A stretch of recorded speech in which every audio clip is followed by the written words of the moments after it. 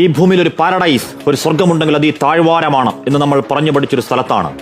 മനുഷ്യരക്തത്തിന് നടുവിൽ ഒരു പെൺകുട്ടി അനാഥം എന്ന വാക്കിന്റെ പ്രതീകം കണക്കെ പ്രിയപ്പെട്ടവർ ചാരെ മൗനമായിരിക്കുന്ന ഒരു ചിത്രം ഒരിക്കൽ കൂടി ഒന്ന് കാണാനാവില്ല. ആ നിശബ്ദ വേദനയ്ക്ക് എന്തൊരാഴമാണ്.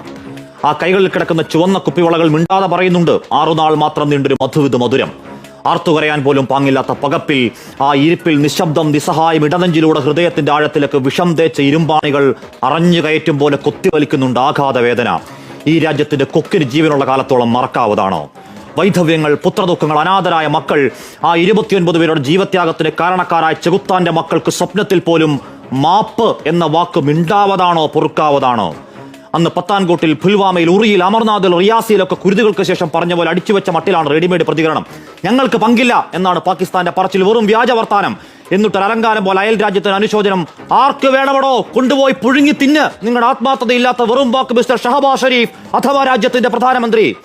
സൈന്യത്തോട് നേർക്കുനേർ നിൽക്കാൻ ധൈര്യമില്ലാത്ത പേടിത്തൂറികൾ, തോക്കെടുത്ത് നിരായുധരായ സാധാരണക്കാരെ കൊന്നൊടുക്കെതിരെ സൂത്രധാരൻ സൈഫുള്ള കസൂരി ഹാഫിസ് സയ്യിദിന്റെ വലം കൈയാണെങ്കിൽ, ഇന്ത്യ വിരോധം കൊണ്ട് പിഴച്ചു പൊളിച്ച പാക് പട്ടാളത്തിന്റെ തലച്ചോറാണെങ്കിൽ, ISIയുടെ സാമന്തനാണെങ്കിൽ ഞങ്ങൾക്ക് പങ്കില്ലെന്ന പച്ചക്കള്ളം പാകിസ്ഥാനെ പോയി പള്ളി പറ.